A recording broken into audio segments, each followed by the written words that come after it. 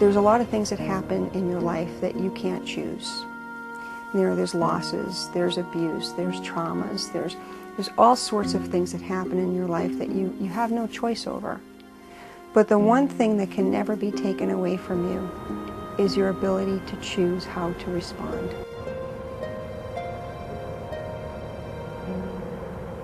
My name's Terry Wise, and I'm the author of a book entitled Waking Up, Climbing Through the Darkness. And I travel around the country. I do a lot of public speaking on mental health topics. I'll tell you about it in a few minutes. So there was a lot of things brewing at the time. On Christmas morning of the year 2000, I swallowed 200 Percocets and 60 doses of morphine with a pint of gin.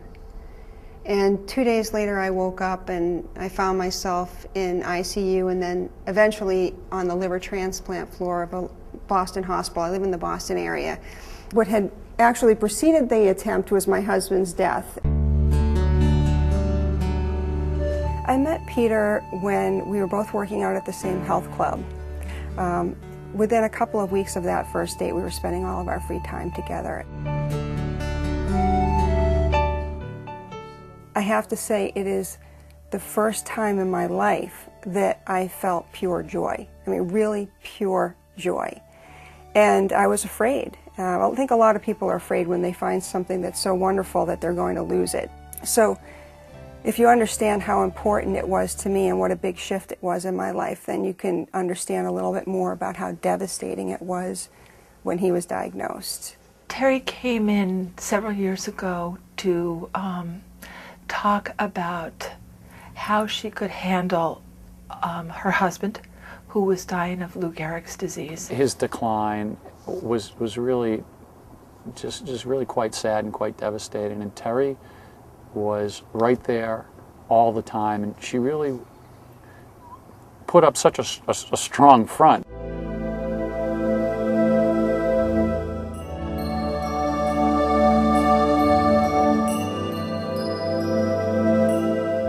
In the first year following his death, I was in a very self-destructive mode, and I was drinking more alcohol, I was taking painkillers, I wasn't focusing on eating well, I wasn't focusing on sleeping well, and I was suicidal. Life became like an endurance test, and that's really how it felt. I felt like life was an endurance test for me, and making it to the next day, and to the next day, and to the next day was truly, it was just a fight for survival. Thinking back on it, I would have been more probing, how are you feeling, and really dive into it. But I think people like me and other people respect people's privacy, and I respected Terry too much to cross a certain boundary. I think family members should cross that boundary, whatever that is, and just ask the questions, and ask the uncomfortable questions, because if you don't, you're not going to know. There was never a talk screen done. So they never detected that I had taken narcotics. And I was never screened by a mental health professional in the ER or on the floor. Nobody ever said to me, did you make a suicide attempt? If there was education and awareness in the emergency room about what I was experiencing, they could have made sure that people were alerted in my life, and that there were people that were put on watch posts, and that there was arrangements made for me to be in mental health treatment right away. There's a lot of things that can be done when someone's discharged from the hospital after making a suicide attempt, but in order to do those things, you first have to know that it was a suicide attempt. I was home from the hospital, and nobody knew what I had just gone through. So I was alone before the attempt, and now I was really alone. That's what brought me to her office. I went to her office with the hope that maybe there was some way she could help me tolerate being alive. She told me, and I experienced something I've never experienced in my life, which was white rage. I had all sorts of feelings bombarding me, but at that moment, it wasn't about me. It wasn't my therapy, it was hers. But she just looked at me and she said, do you really think you're worth that little? And it's it still reaches me in a different way, because when you get to that point, you feel so worthless. And, excuse me, to have someone believe in you that much. I think the key thing was not something specific I said, but the fact that I truly respected her and truly trusted her. And that sounds kind of funny given what she did, but I truly believed that together we could do the work and she could get better. One of the things that I learned when I was in treatment with Dr. Glaser was the impact that my death would have had on other people. We went through each relationship that I have one by one, and we discussed specifically how would that person be told, and who would tell them, and would they be told the truth, or would someone lie to them, and what would their life be like without me. And I realized during this process that I was of value to a lot of people. To me, good therapy is like emotional archaeology. You pick something up and you dust it off, and you take a closer look at it, then you dig deeper and you find something else and you dust it off. It's a process, and it unfolds over time. Initially, our work together was to keep me alive and to make some significant immediate changes so that I could remain alive. And one of those changes was to stop drinking alcohol and taking painkillers, and to make a commitment to therapy.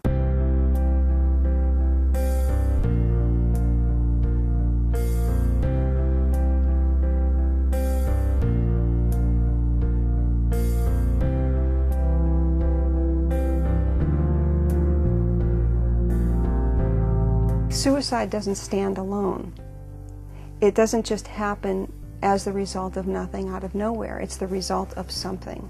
My husband's illness and death really became the catalysts that brought a lot of other things to the forefront that I had been grappling with my whole life. If you've gone through your life and you've had traumas, or you've had difficulties, or you've had things that you think you've buried, and then you have a significant loss or significant trauma occur later in your life, as I did with my husband dying, all of the things that have been on simmer in your life come to a full boil.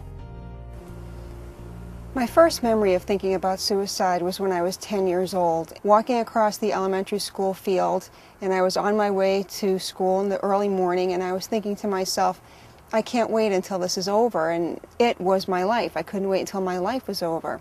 Children can have suicidal feelings, and that there are warning signs, and there are warning signs for depression, there are warning signs for being suicidal. You don't just look at what happened the day before the attempt, you look at many things that happen in that person's life, and you can go all the way back to when that person was a child.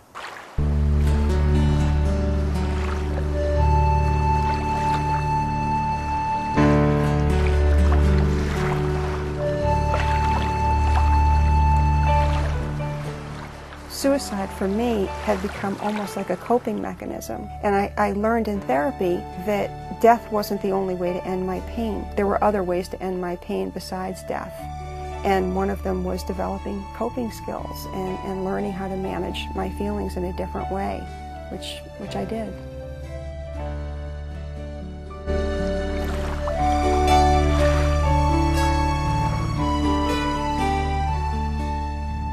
And that was really the first step, is to go from feeling that life is an endurance test to being able to tolerate being alive. And then you hope that the unendurable becomes bearable. Then you hope the bearable becomes manageable. Then you hope the manageable becomes pleasurable. And so it's a process, but it evolved over time. The most crucial component to my therapy was compassion. That was number one. That was the most important to me. Feeling genuinely cared about made all the difference in the world to me. We had to be able to bridge the gap between sessions. And I told her, why don't you write? Sometimes that can be very helpful. And it worked with her. The reason that I first started writing was because Dr. Glaser suggested it to me. And that weekend, I took my laptop and I went down to the bookstore. I didn't know what I was going to write about, but I opened up my laptop and I started thinking about, you know, what I'd experienced, and I started to write. And I found within minutes, hours, that my fingers couldn't move fast enough for my thoughts. Not only did I think that the book was terrific, but I really followed through on it. I actually used this book for 2 of my courses for both doctoral and master's degree students, again, because I think it really is the best written account of a long-term psychotherapy. Terry's is the first and therefore the most courageous story, because no one else has ever been able to be so self-disclosing about her story of being a survivor. So it's not just Terry the patient that we get to understand, but Terry the person. Terry's talk is unique because it really offers a first-person account of what it's like to be a client, what it's like to be on the other side of the couch. I have an email I received from a woman that I have blown it up and framed it, and it's right next to my desk so that I can read it every day, that I was going to commit suicide, and I read your book last night, and I decided to stay alive one more day so I could reread it in the morning, and I woke up today and the urge isn't present.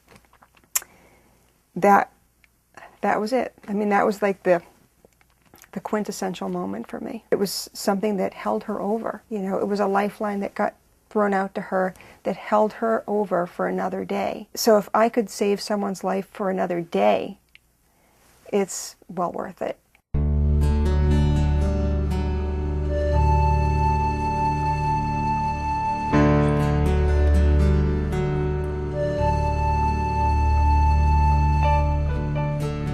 If I was to sum up my life today, the word that I would use to describe it is fulfilling.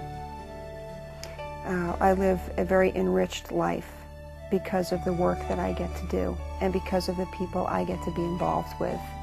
There's one thing that everybody can do, and that is that they can always reach out for help. There's always somebody there that will offer support. And, you know, ideally, it would be nice if we could all have our own individual therapists with unlimited mental health benefits. But that isn't really the reality for a lot of people. But that's why I try to inform people that there are organizations like the National Suicide Prevention Lifeline. You can call 24 hours a day, 7 days a week, and find support there. There are support groups that are free of charge that will allow you to come and offer you support. And many of those support groups are run by mental health professionals as well. So there are always alternative ways to find support. And regardless of what your socioeconomic status is, or regardless of what your personal circumstances are, everybody's in a position to reach out for help and get support and not be alone with how they're feeling.